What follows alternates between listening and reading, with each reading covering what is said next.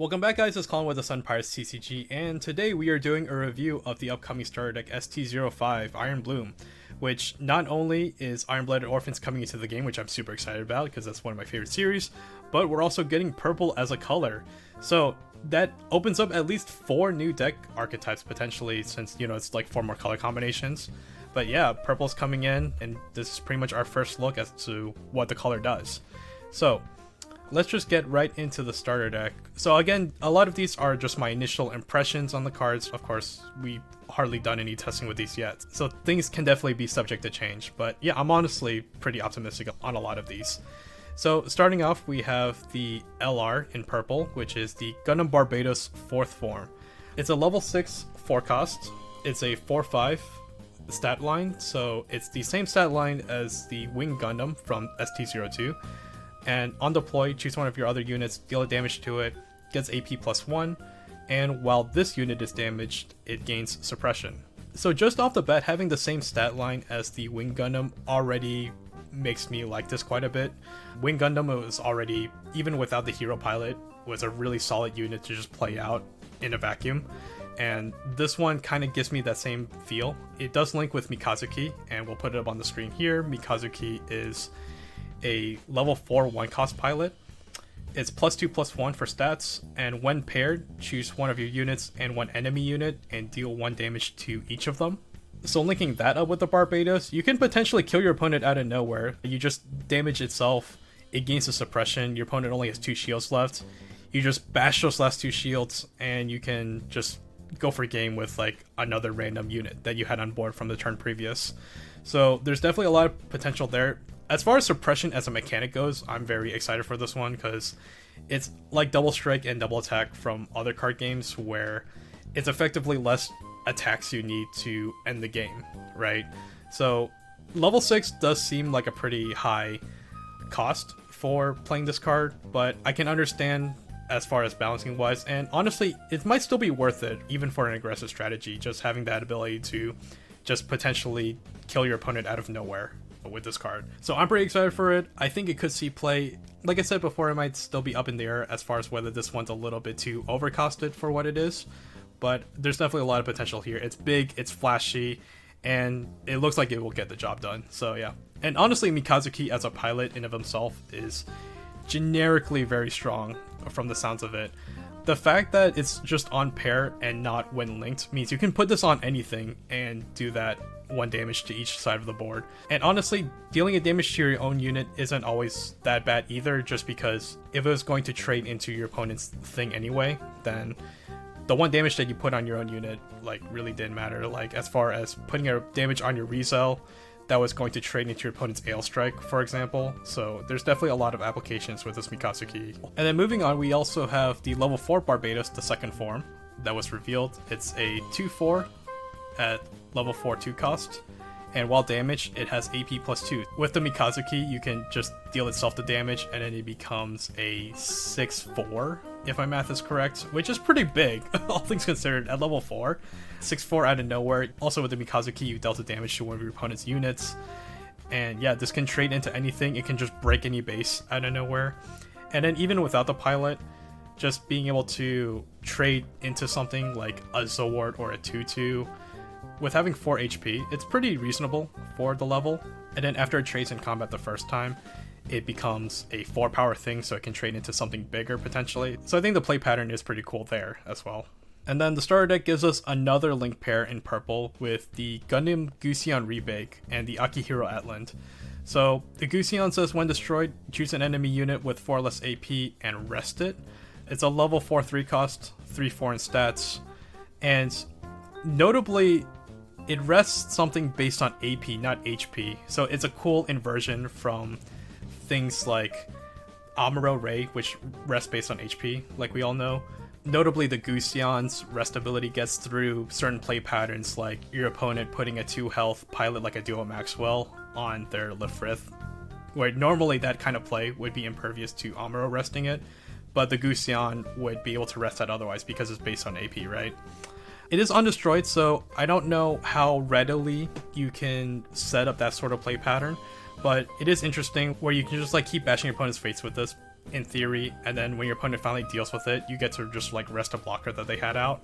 So there's some cool board states that this thing can potentially be good in.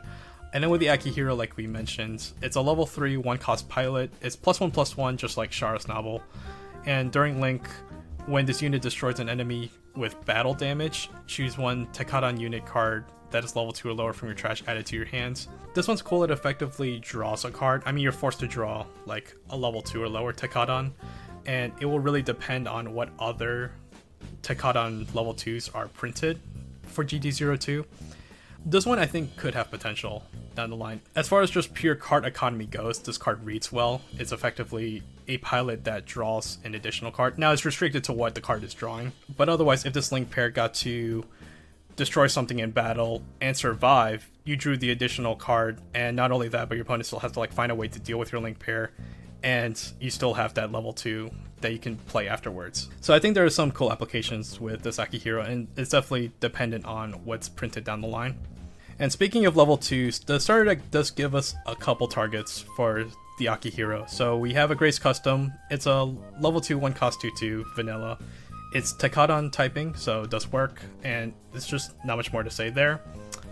And then we also have the CGS Mobile Worker.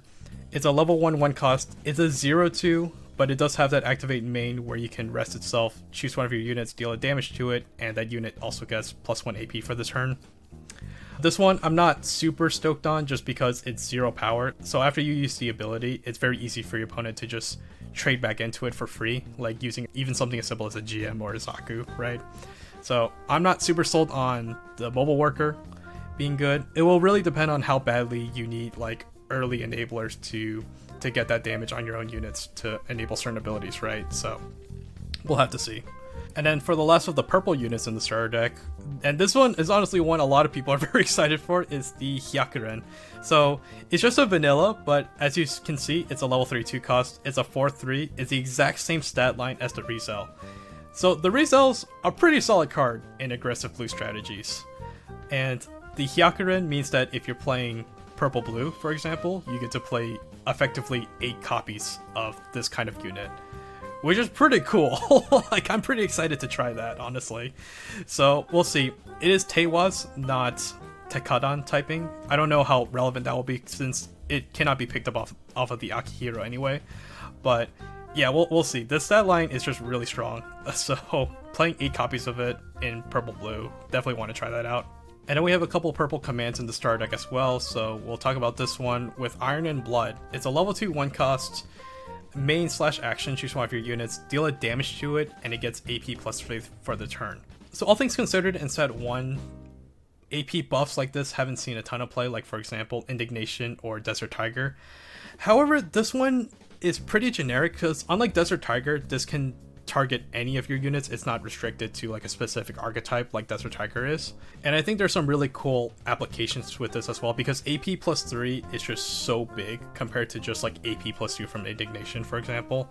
For example, right, a common play that you might see happen is an RX-78 Gundam paired with Amuro resting like an Elfrith, and they try to swing into your Elfrith thinking that, you know, it's going to be a free trade because of the repair and whatever.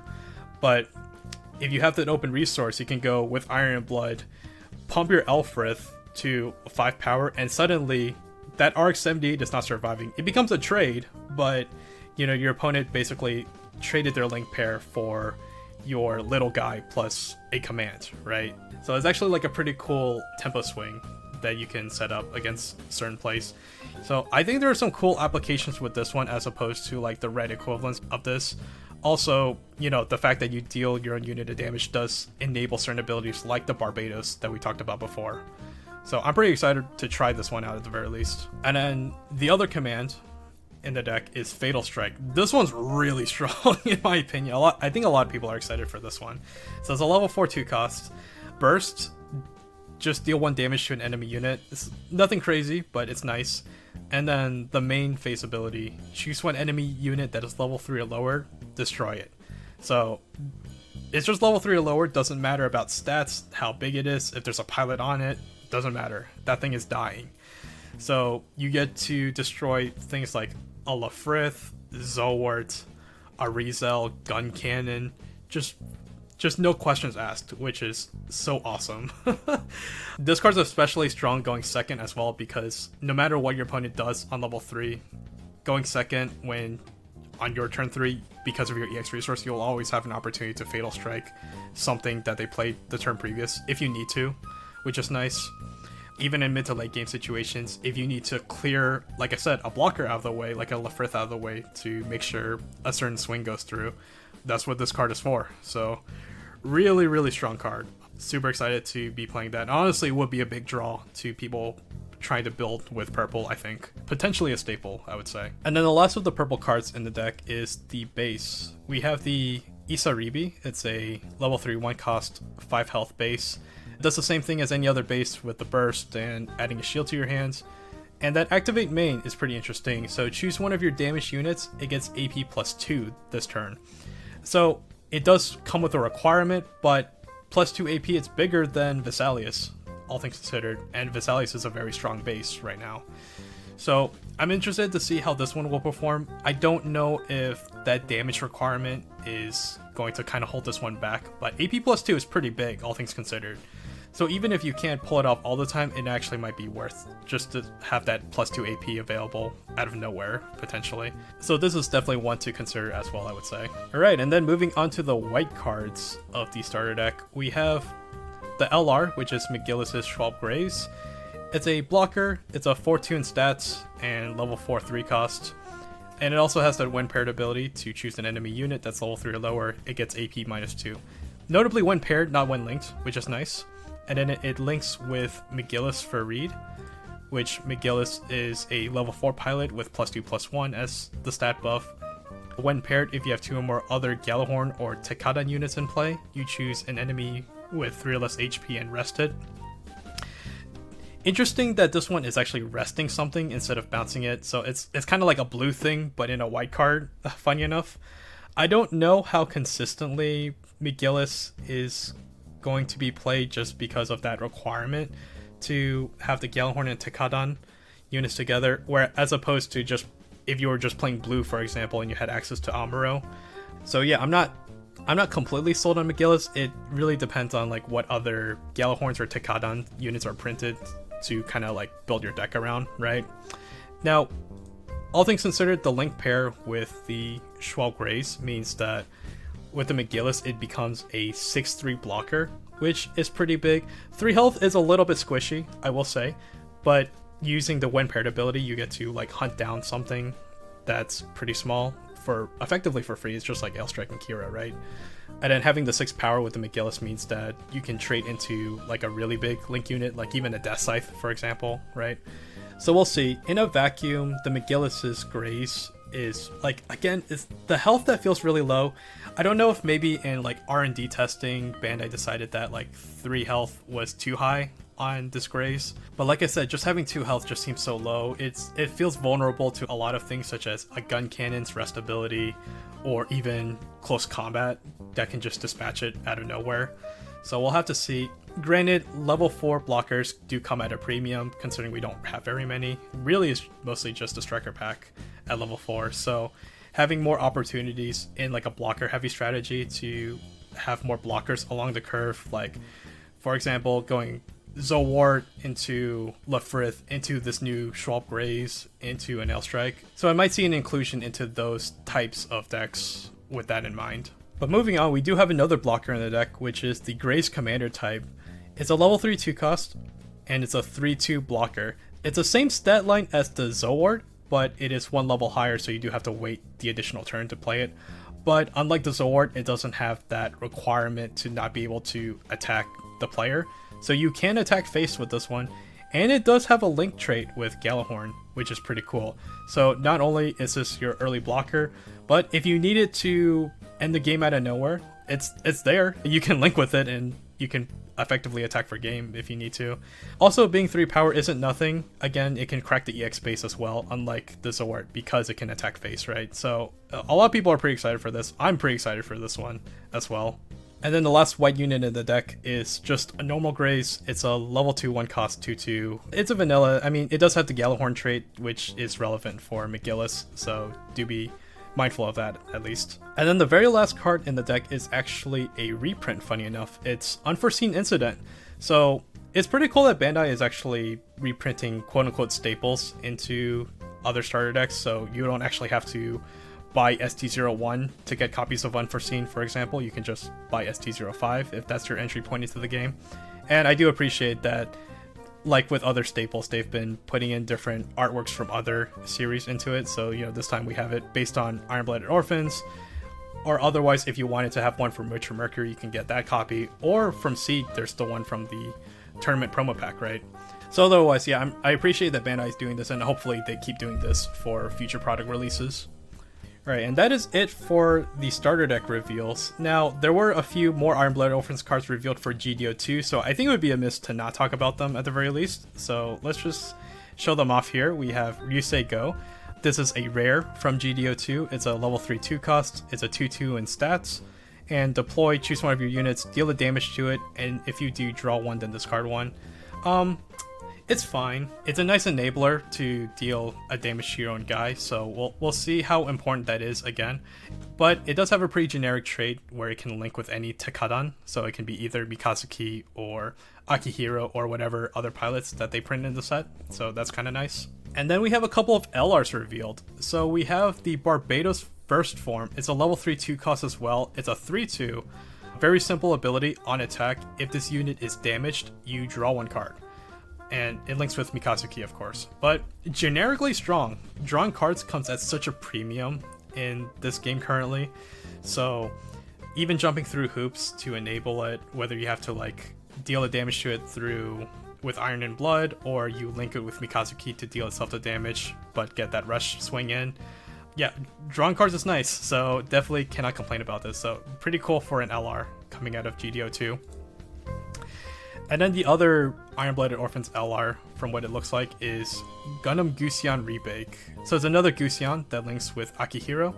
It has blocker, which is a pretty cool mechanic that's being added to purple. As a side note, I kind of appreciate that blocker is being introduced to other colors. Normally, I like the idea of having color identity where certain keywords might be restricted to certain colors, but I think blocker is just so universal that I think it actually opens up more deck building possibilities if you were to put this mechanic into other colors. So definitely appreciate that we see it in purple now.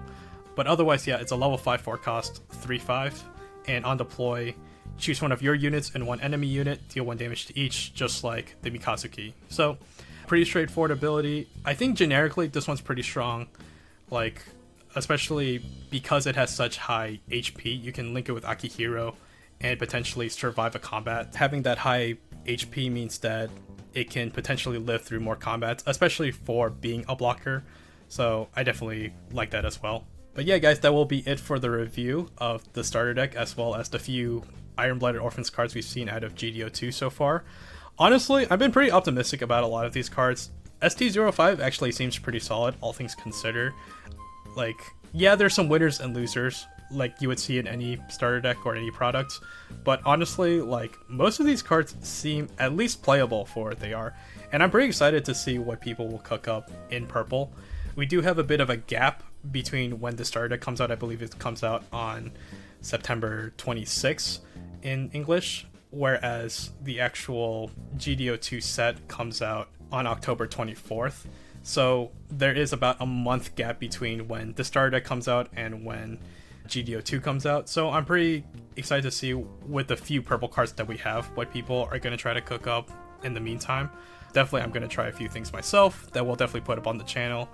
And yeah, definitely let me know what your guys' thoughts are in the comments below. Are you excited for purple? I'm pretty excited for purple and a lot of these other reveals that have been going on too. We'll definitely do some content covering GDO2 as a whole as well.